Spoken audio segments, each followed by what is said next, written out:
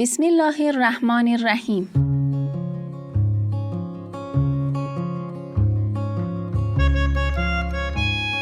سلام بچه ها، حالتان خوب است؟ خوب، الحمدلله. امیدوارم که همیشه سالم و خندان باشید. خوش آمدید به برنامه قصه های قرآنی.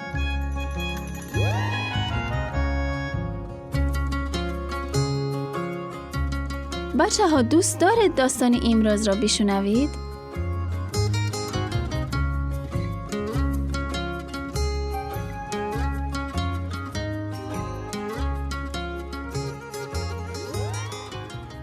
سالها قبل در سرزمین یمن حاکم زندگی میکرد که خیلی زورگو بود.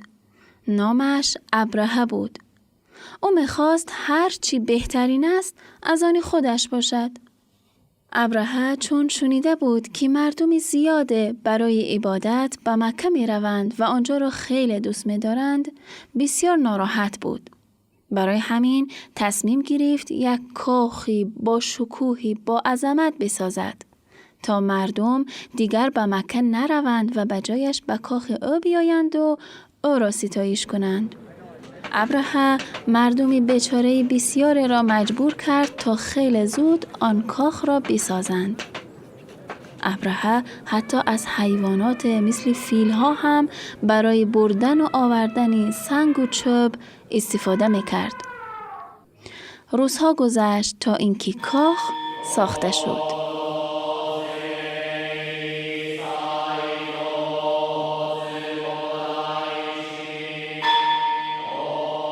اما بچه ها، یک روز گذشت، کسی نیامد.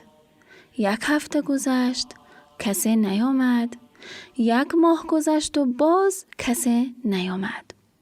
ابرهه خیلی خشمگین شد و با عصبانیت از سربازانش پرسید: آهای سرباز، بگو ببینم چرا کسی به کاخ ما نمی آید؟ آیا مردم هنوز هم به مکه می روند؟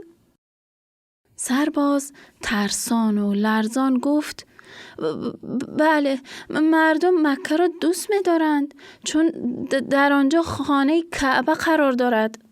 ابرهه بسیارتر ناراحت شد و گفت: حالا خواهید دید من مکه و کعبه را نابود می کنم. بعد به لشکر فیل سوارش خبر داد که آماده جنگ شوند.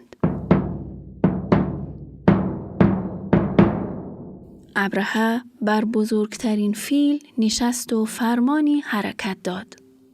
کم کم خبری حمله ابرهه و سپاه فیل سوار به گوش مردم مکه رسید. در مکه کسی بود که همیشه خانه کعبه را جوراب میکرد، گرد و غباری روی دیوارها را پاک میکرد و هر کسی که به زیارت کعبه میرفت در خانه اش مهمان می نمود.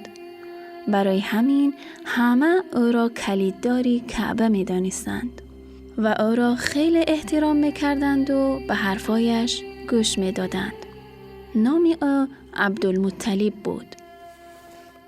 وقت عبدالمطلب خبری حمله ابرهه را شنید بسیار غمگین شد، ولی هرگز ناامید نبود، چون می‌دانست که صاحب خانه کعبه خود خداوند است و حتما خداوند مراقب او و کعبه خواهد بود. وقتی ابرهه و سپاه فیل سوار به دروازه‌های مکه رسیدند، مردم از ترس به هر جا می‌گریختند. اما عبدالمطلب آرام در کنار خانه کعبه ایستاده بود و دعا می‌کرد. ناگهان متوجه شد که از دور یک دسته کلان از پرنده ها به سمت او می آیند. وقت آن دسته نزدیکتر شد و عبدالمطلب خوب و با دقت نگاه کرد، متوجه شد که در نوک هر کدام سنگ آتشین قرار دارد. از دیدن آنها قلبش آرام شد، چون فهمید که این پرندگان لشکر خداوند هستند که به کمک آنها آمدند.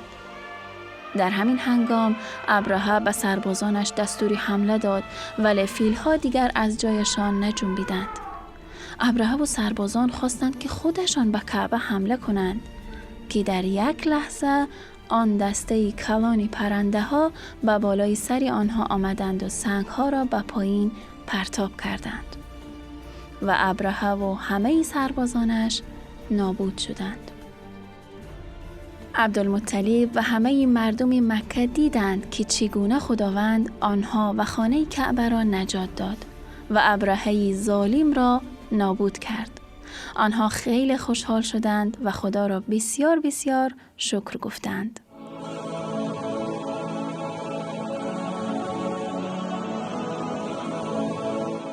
بچه های عزیز، گل دخترها، گل پسرها، از داستان امروز خوشتان آمد؟ حتما شما هم فهمیدید که عاقبت ستمگران شکست و نابودی است. قرآنی قرآنی ربیع قلبی قرآنی قرآنی قرآنی نور صدری قرآنی قرآنی قرآنی جلاء حزنی قرآنی قرآنی قرآنی ذهاب همي قرآنی قرآنی. گل‌های زیبا، در پناه حق سلامت و تندرست باشید.